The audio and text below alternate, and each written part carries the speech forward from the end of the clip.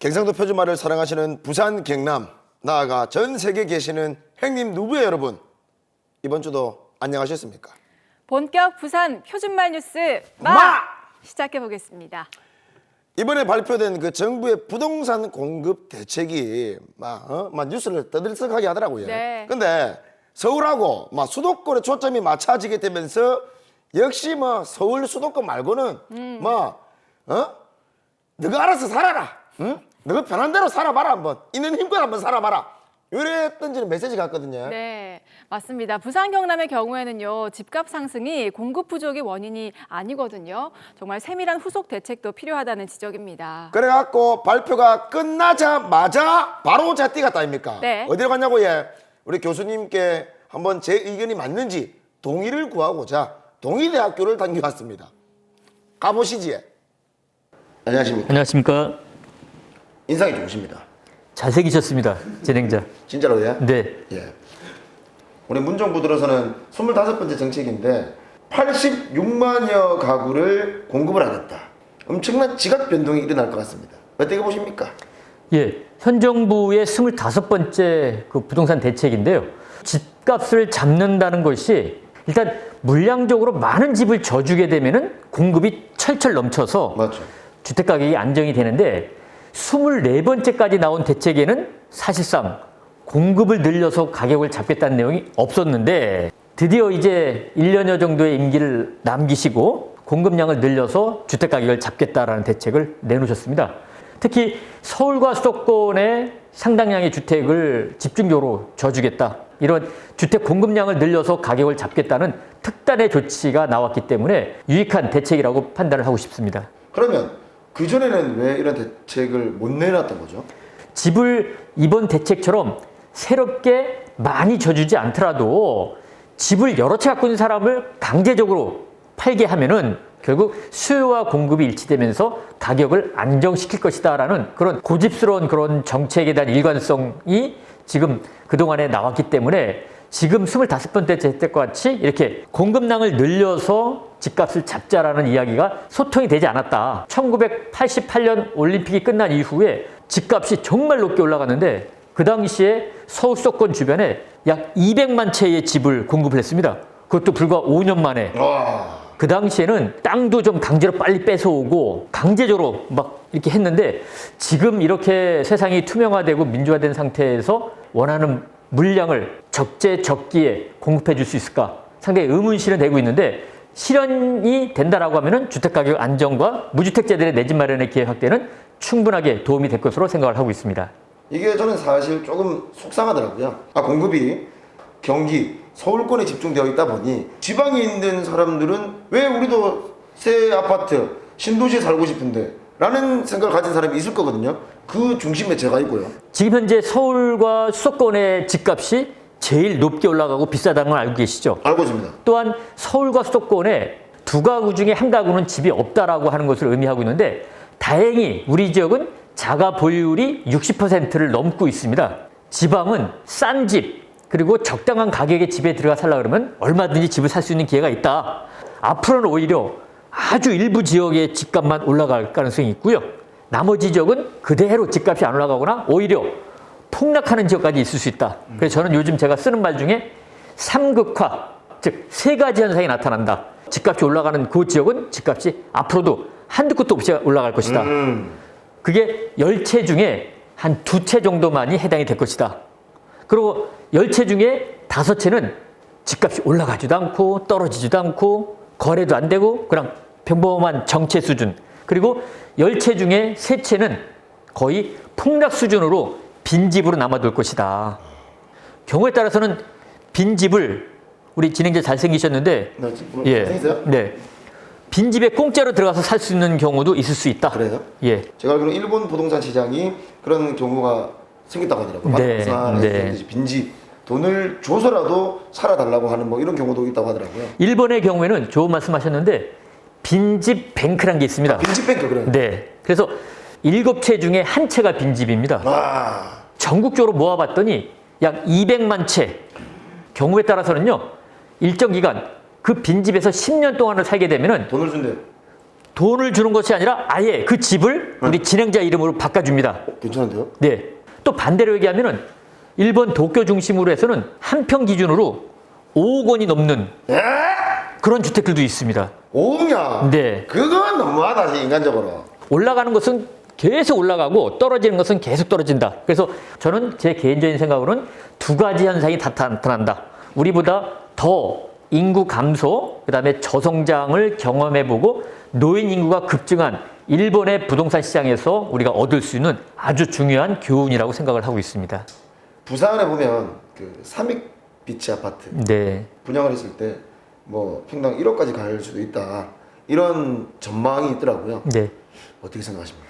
입지하고 있는 여러 가지 여건은 우리 부산 지역에서 최고의 입지를 자랑할 만한 그런 좋은 여건을 가지고 있다라고 하는 것은 분명히 맞다. 원활하게 빨리 진행되느냐 아니면 이 재건축, 재개발 사업상 한 5년이면 걸리겠다 생각을 했는데 그보다 훨씬 더 많은 기간이 걸리는 경우도 있다. 많은 분들이 희망하시는 것만큼 빨리 속도를 내고 있지 못하다는 그런 어려움은 있다. 하지만 아주 우수한 입지는 우리 부산 지역 어떤 주거 여건의 주택보다도 비교하기 어려울 정도로 좋은 여건을 가지고 있다라고 보여줘서 입주 시점에서는 부산 최고로 높은 그런 주택 중에 하나가 되지 않겠나 생각을 하고 있습니다.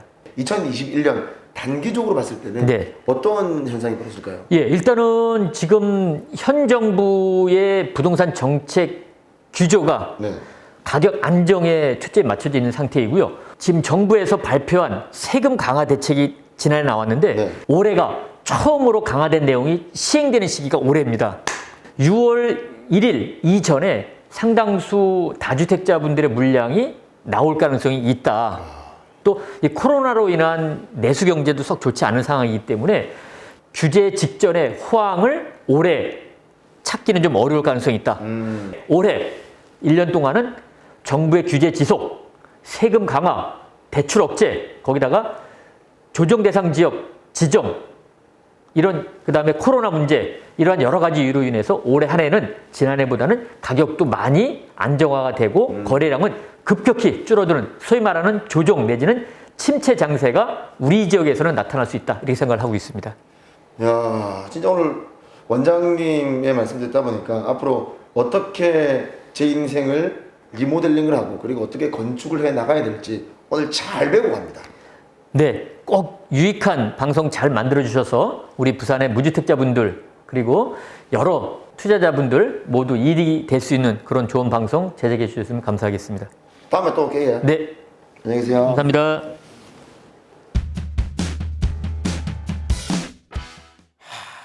이번 뉴스는 조금 제가 당했다면은 가만히 못 있을 것 같습니다. 이게 사람을 죽이지도 않았는데 네. 사람을 죽였다고 그 터프 씌워가지고 왜 터프 씌웠냐 봤더니 막 고문하고 막 가혹행위하고 네가 죽였지 말해라 안 죽였습니다 죽였다 아이가 네가 죽인 걸 해 들어가 해가지고 청춘을 다 바쳐가지고 네. 누명을 썼던 피해자들이 사건 발생 31년 만에 누명을 벗었다고 합니다. 맞습니다. 그간 얼마나 마음 고생하셨을까요? 지난 1990년이죠. 낙동강변에서 여성을 성폭행하고 살해한 사건 다들 기억하실 겁니다. 재판부는요, 법정이 인권 보호의 최후 보루 역할을 하지 못한 점을 인정했습니다. 이 소식은 남의 아들이 전합니다. 삼촌 숙모의 요 좀 보이소. 지난 1991년 2살 된 딸아이 아내와 창녕 부곡 하와이에 놀러가 찍은 사진에는 신혼의 행복이 묻어납니다. 평범한 가장이자 1급 시각장애인인 33살 장동익 씨는 한 달 뒤 인생이 송두리째 바뀌어버리는데 예? 친구 30살 최인철 씨와 경찰에 끌려갔는데 1년 10개월 전 발생한 낙동강변 성폭행 살인 사건의 범인으로 지목된 기라 예. 잠깐 이야기 좀 합시다 해서 따로 나가니까 차를 밖에 차가 있더라고요. 승용차가. 그리고 간 곳이 사경찰서 가게 됐죠.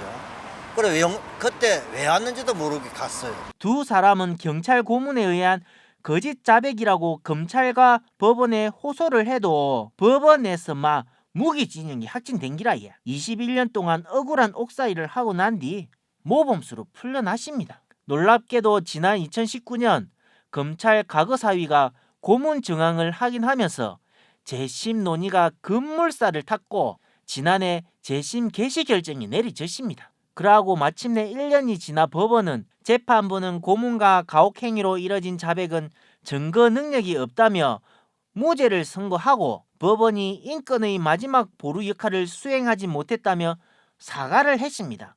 불법 수사 과정에서 수집된 피고인들의 자백 진술 등 위법 증거를 배제하였고 나머지 증거들에 의할 때 피고인들의 강도 살인 등 주요 범행이 입증되었다고 보기 어렵다는 이유로 무죄를 선고한 사건입니다. 30년 만의 무죄 선고. 두 사람에게는 만감이 교차합니다. 집을 나설 때가 33살, 딸은 2살이었습니다. 아내는 29살이었고 나오니까 딸은 24살이 됐고 저는 55세 나왔습니다. 오늘 같은 날을 학수고대하며 기다렸었고 무죄가 나올 거라 생각을 했는데 한 며칠 또 잠을 못 잤습니다. 이래 보니까 또 기쁘고 또 이제 누명을 벗었다 생각하니까 무죄를 이끌어낸 재심 전문 박준영 변호사는 고문 경찰관들에 대해 국가 배상을 청구하겠다고 밝히십니다. 지금이라도 이 두 분에게 무릎 꿇고 사죄를 한다면 이 두 분들의 또 다친 마음도 열릴 수가 있는 것이고 최인철, 장동익 씨는 근거된 지 30년 만에 살인자라는 누명에서 완전히 벗어났습니다. 하지만 경찰과 검찰 수사부터 법원의 최종 판단까지 국가기관이 이들을 보호하지 못했다는 점에서 남겨둔 가재의 무게는 여전히 무겁습니다. 남의 아들이 전해드리십니다.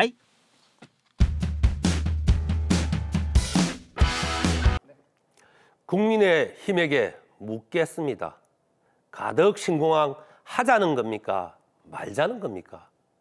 부산, 경남, 울산에서 국민의힘 지지율 떨어지고 다 잡은 물고기라 생각했던 부산시장 보궐선거 승리가 불투명해지니까 국민의힘 김종인 대표가 이기 와 이렇노 싶으신가 급히 2월 1일 부산에 내려왔습니다. 내려온 건 좋아해 속셈이 뭐든 간에 내려와서 부산하고 대한민국에 진짜 이익되는 약속을 제대로 하고 가면 박수 치려고 했습니다. 근데 김종인 당대표는 부산에서 가덕 신공항 지지한다고 말하고 그 말이 끝나자마자 대구 경북 출신 주호영 원내대표는 서울에서 저는 그 입장을 가지고 있지 않습니다. 고 말합니다. 부산 사람들을 놀립니까? 그뿐만이 아닙니다. 각상도 국민의힘 대구시당위원장은 밀양 신공항 특별법 발의하겠다고 기세등등하고 권영진 대구시장은 가덕 신공항 특별법을 입법 독재라고 행정소송을 하겠다고 이미 나선 상태입니다. 무슨 공약을 이리 벌로 합니까? 가덕 신공항에 대한 국민의힘 당내 합의가 전혀 안 된 상태에서 김종인 대표는 무슨 염치로 부산까지 와서 가덕 신공항 지지한다고 영혼 없는 립서비스를 합니까? 부산 사람 보고를 이리 채워도 됩니까? 부산 사람들이 바보로 보입니까? 이쯤 되면 국민의힘 부산시장 후보들, 국민의힘 부산 국회의원들이 대구 경북 출신 주호영 원내대표실에 쳐들어가서 설득을 하든 단식 농성을 하든 끝을 봐야 하는 거 아닙니까? 부산 시민들보다 주호영 원내대표가 더 무섭습니까? 그래, 물에 물 탄 듯 메가리 어깨 구니까 2월 3일 주호영 원내대표가 국회 대표연설에서 가덕 신공항에 대한 이야기를 한 개도 안 한 거 아닙니까? 대구 경북 출신 주호영 원내대표가 원래 가덕 신공항을 반대했으니까 아무 말도 안 한 건 계속 반대한다는 뜻 아닙니까? 국민의힘 부산시장 후보님들, 국민의힘 부산 국회의원님들, 여러분들은 가덕 신공항 특별법 여야 합의 통과는 이제 포기한 거 맞지? 국민의힘 부산 국회의원들이 무서워하는 대구 경북 출신 주호영 원내대표가 국회 대표연설에서 오로지 정부를 욕하고 국민을 선동하는 정쟁의 혈안이 되어서 떠돌고 있을 때 부산 사람들은 수십 년 동안 부산 시장직과 부산 정치를 독점하여 제패했던 국민의힘이 몰락시킨 부산 경제 때문에 속이 시커멓게 탔습니다. 국민의힘이 가덕 신공항이라도 제대로 찬성하면 딴 거는 좀 참을라 했는데 말 좀 더 하입시다. 국민의힘은 문재인 정부하고 싸우는 것에 오로지 올인. 그래서 문재인 정부만 망하면 나라가 절단나도 상관없다는 정당입니까? 안 그러면 도저히 이해할 수 없는 말과 행동을 하고 있지. 한번 들어보이소.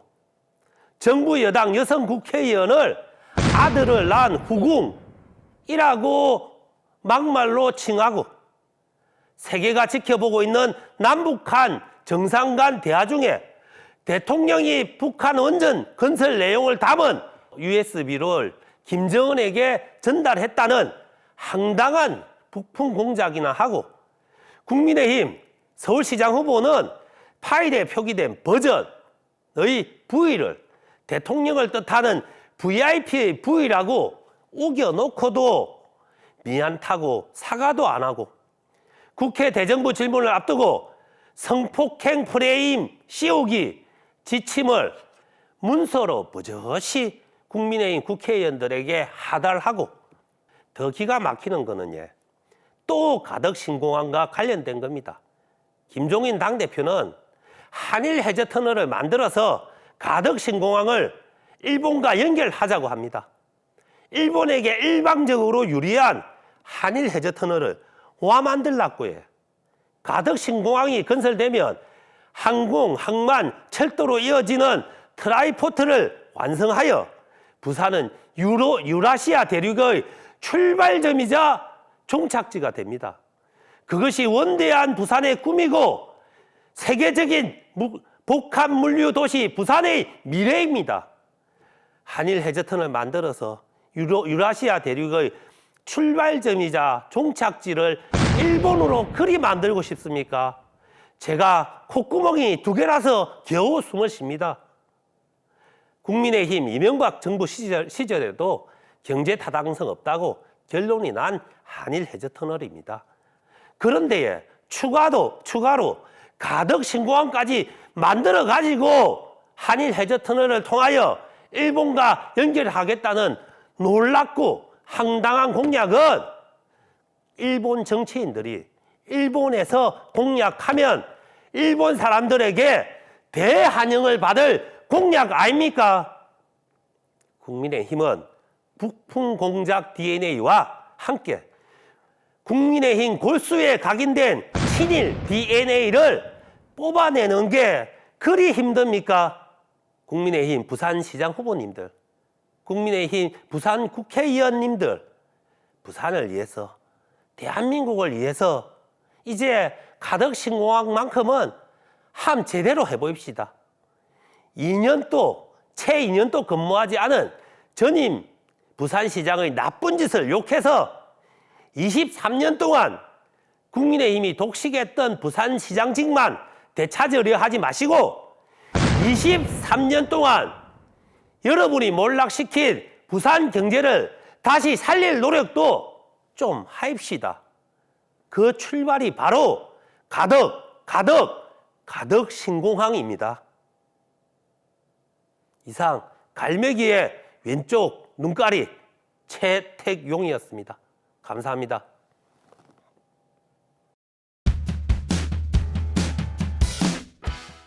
시간이 지나가면 갈수록 물가도 오르고 네. 기름값도 오르고 너무 주식도 오르고 내 월급은 왜 안 오르는지 모르겠습니다, 사장님.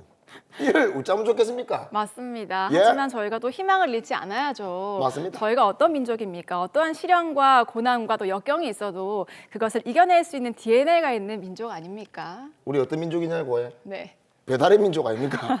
네. 아닙니까? 광고하면 어떡하니? 오늘 앞 광고 해가지고 이제 좀 봐도 된다 이거.